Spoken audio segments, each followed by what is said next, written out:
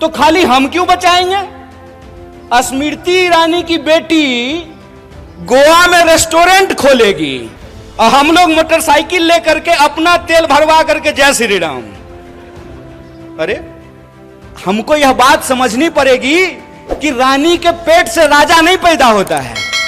यह है नागरिकता, यह है जमहूरियत, यह है लोकतंत्र कि रानी के पेट से राजा नहीं पैदा होगा। राहुल गांधी जी को भी अमेठी में जाकर के चुनाव लड़ना पड़ेगा ना। यह लोकतंत्र है। एक बात बताइए, इंदिरा जी चुनाव नहीं लड़ी थी ना? राजीव जी चुनाव नहीं लड़े थे ना? राहुल जी चुनाव लड़ रहे हैं ना? राहुल जी चुनाव जीत करके पार्लियामेंट में है ना? और प्रियंका जी चुनाव नहीं लड़ी हैं तो पार्लियामेंट में है क्या? तो यह परिवारवाद की नई कहानी हमको सुना रही है। अगर भाजपा कहती है कि राहुल गांधी जी का सांसद बनना परिवारवाद है, तो अमित शाह का जो बेटा है, देखें उसका मुंह देखें जय शाह का है? उसका बीसीसीआई का सेक्रेटरी बनना परिवारवाद है कि नहीं है?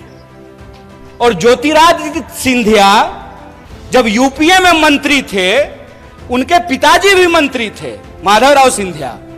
तो जब तक वो कांग्रेस में थे तब तक परिवारवाद था, और जो ही मोदी जी के बगल में जाकर के बैठ गए हैं तो ताली बजा रहे हैं। आहा, उनकी सूरत देख रहे हैं। इतना मूर्ख हैं हम लोग, इतना मूर्ख बनाएंगे ये हमको। इस देश की हकीकत यह है कि महात्मा गांधी विदेश में पढ़ाई किए, बैरिस्ट्री की पढ़ाई किए थे। बैरिस्ट्री की पढ़ाई करके वो भारत आए और मोहनदास करमचंद गए बिहार, और बिहार में किसान के आंदोलन में शामिल हुए चंपारण में, और बिहार के किसानों ने करमचंद को महात्मा गांधी बना करके भेज दिया। और वो गांधी सूट खोल दिए देश के लिए। वो भी गुजरात से थे। एक गुजरात के गांधी सूट खोल दिए देश के लिए, एक गुजरात के मोदी 10 लाख का सूट पहन लिए दोस्त के लिए। हमारी और आपकी एकता इस देश में परिवर्तन की नई इबादत लिख सकता है। इसीलिए जो हमारे मन की बात है, वो मन की बात आपके जो मन में है वो बिल्कुल एक सा है।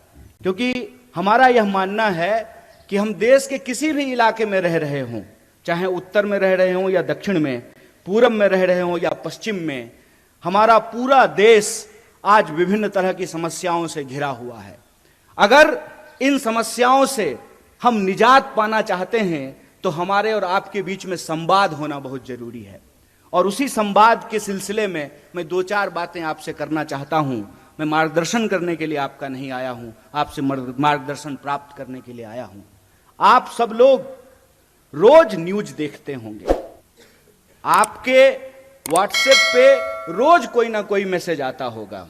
यहां नौजवान सब बैठा हुआ है, क्या व्हाट्सएप पे कभी मैसेज आया है कि नेहरू जी मुसलमान हैं? आया है कि नहीं आया है? आया है ना? यहां जितने लोग बैठे हुए हैं, कोई ऐसा व्यक्ति नहीं है जिसको कांग्रेस पार्टी के बारे में, नेहरू जी के बारे में, गांधी जी के बारे में, हमारे नेता राहुल गांधी के बारे में मिस इन्फॉर्मेशन नहीं आया हो। कोई ऐसा व्यक्ति नहीं है। तो मैं यहां इतिहास की एक घटना आपके सामने रखना चाहता हूं। जब लोदियों का शासन था दिल्ली में, तो बाबर तोप लेकर के आया था। तकनीक नई थी, और उस नई तकनीक के बदौलत बाबर ने लोदियों को हरा दिया और मुगल राज की स्थापना हो गई। मुगल का राज चलने लगा, और बाद में जितने भी मुगल शासक हुए वो यहीं पर रहे, यहीं पे उन्होंने शादियां की, और उनके बाल बच्चे जो हैं वो राज करने लगे। फिर अंग्रेज बंदूक लेकर के आए, मुगलों के राज को समाप्त किया, और अंग्रेजों की राज जो है वो स्थापित हो गई। 200 साल तक अंग्रेजों का राज रहा हमारे ऊपर। और जब मैं पुनर्जागरण की धरती कहता हूं, तो पुनर्जागरण की धरती कहने का क्या मतलब है? पुनर्जागरण की शुरुआत ईस्ट में बंगाल से हुआ और वेस्ट में महाराष्ट्र से हुआ था। इसीलिए जब आप स्वतंत्रता आंदोलन के इतिहास को देखेंगे तो सबसे ज्यादा बंगाल और महाराष्ट्र के लोग इस देश की आजादी के लिए कुर्बान होने वाले लोग आपको मिलेंगे। तो फिर अंग्रेजों को, उस राज को कौन सी तकनीक से समाप्त किया गया? गांधी जी के हाथ में बंदूक तो नहीं था। और आप यह जान लीजिए, शहीद आजम भगत सिंह ने भी यह कहा कि क्रांति जो होती है, इनकलाब जो होता है, वो बम और पिस्तौल से नहीं आता है। कई बार आप लोगों के सामने यह मैसेज आया होगा कि शहीद आजम भगत सिंह को फांसी हो रही थी और गांधी जी ने कुछ नहीं किया। यह तमाम जो चीज है, इसको हमको समझना पड़ेगा। जबकि शहीद आजम भगत सिंह कह रहे हैं कि बम और पिस्तौल इनकलाब नहीं लाता है। बम का दर्शन भगवती चरण बोहरा ने लिखा था, शहीद आजम भगत सिंह ने नहीं लिखा था। तो वो कौन सी ऐसी ताकत थी जो अंग्रेजों के 200 साल के राज को समाप्त किया? उस ताकत का नाम क्या था? उस ताकत का नाम था सत्य। इस बात को याद रखिएगा।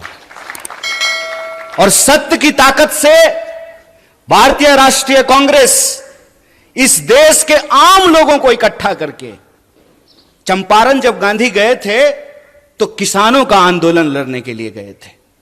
महिलाओं को जब इकट्ठा किया पिकेटिंग आंदोलन के लिए, शराबबंदी के लिए, तो महिलाएं आंदोलन कर रही थी, आदिवासी आंदोलन कर रहे थे, दलित आंदोलन कर रहे थे, शेतकरी आंदोलन कर रहे थे, कामगारों का आंदोलन हो रहा था। और तमाम आंदोलनों को इकट्ठा करके महात्मा गांधी ने, जो अंग्रेजों के हाथ में बंदूक थी, बड़े बड़े जंगी जहाज थे, सत्य की ताकत से उसको परास्त कर दिया और 15 अगस्त 1947 को इस देश को आजादी मिल गई।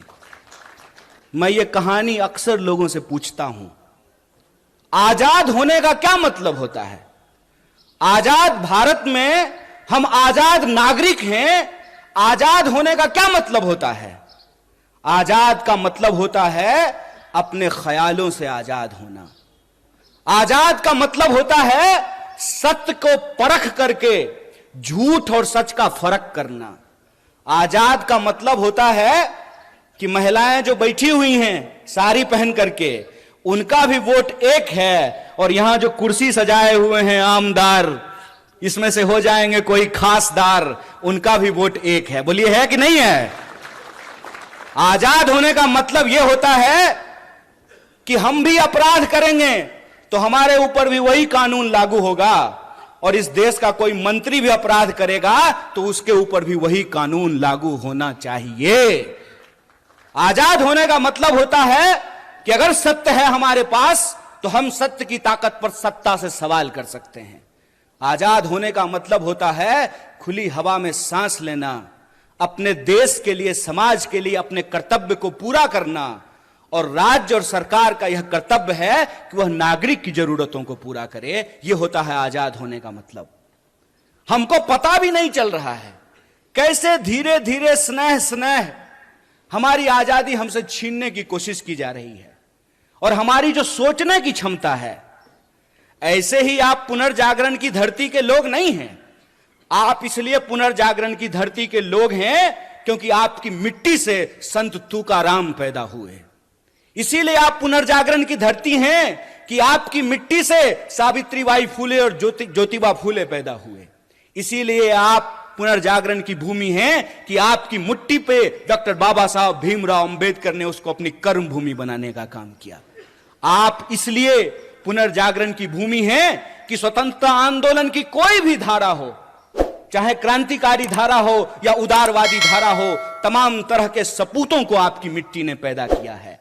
आप इसलिए पुनर्जागरण की धरती हैं क्योंकि आपके यहां क्रांतिकारी कवि अन्ना भाऊ साठे पैदा हुए हैं। यह जो इतिहास है आपका, छत्रपति शिवाजी महाराज से लेकर के साहू जी महाराज तक, यह इतिहास आपका स्वर्णिम इतिहास है। लेकिन आज आप देखिए कि इस मिट्टी के जो लोग हैं उनको कैसे मूर्ख बनाया जा रहा है। एक सवाल हम यहां खड़ा होकर के पूछें, हमारे एनसीपी के जिला अध्यक्ष हैं यहां पे, हम आपको ये नहीं बोलेंगे कि आप पवार वाले एनसीपी हैं। हम आपको यही कहेंगे कि आप सच्चा एनसीपी हैं, वो खरीदा हुआ एनसीपी है। आप सच्चा एनसीपी हैं और वो भाजपा का जो इलेक्शन डिपार्टमेंट है ना, इलेक्शन डिपार्टमेंट,